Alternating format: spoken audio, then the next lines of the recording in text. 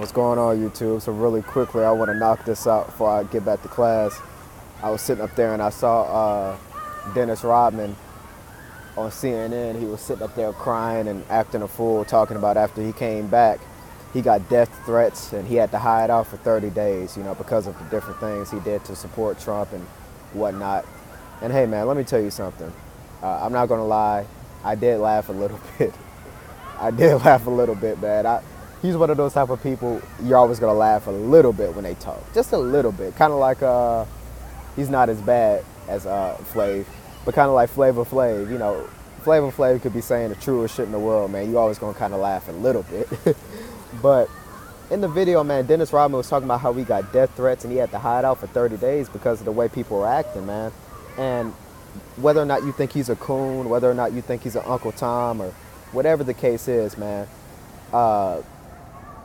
threatening to kill somebody and trying to ruin somebody's life because of their political affiliation and their political ideologies is horrible, man. We don't do that. Come on, black people. We can't fall into that, man. Now, this is a little bit more of a black geared video. I'm really talking to black people a little bit more in this video, but, we can't allow ourselves to be like our oppressors. We can't act the same way. We have to be a lot more prestigious. We're a lot more honorable people. Black people have class. We're intelligent. We're articulate.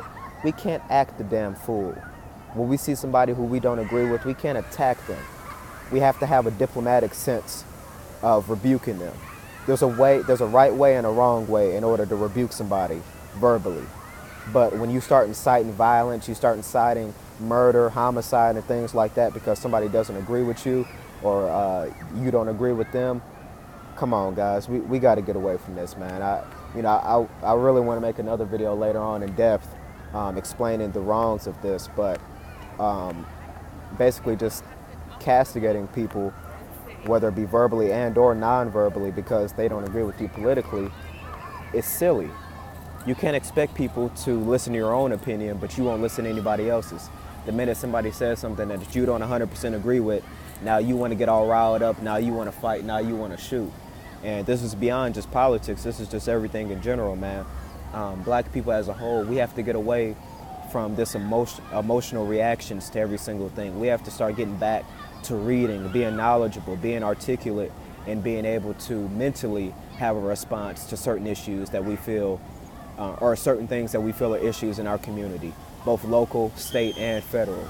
We have to get back to being able to sit down amongst our peers, whether they be white, whether they be black, whether they be men, whether they be women, and being able to talk about our differences.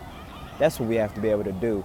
And in the rare instances where it does have to get physical, hey man, let's put up those hands. Let's be men about it. Let's put these motherfucking knuckles on somebody's head. You feel me?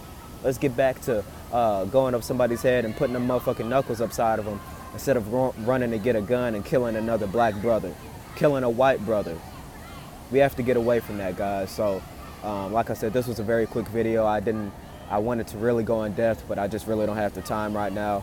I may do a part 2, but leave Dennis Rodman alone. Leave whoever else alone. If they decide to support Trump, and before you guys even comment, I'm not a Trump supporter. But if they decide to support Trump, if they're Republican, they're conservative, listen to their opinion and then discern whether or not you agree with them or not. If you don't agree with them, let that be the end of it. Respectfully disagree, shake their hand, and move on with your day. But, not allowing a guy to even go home for 30 days because he's fearing for his life, that's unacceptable, black people. Come on, we got to do better.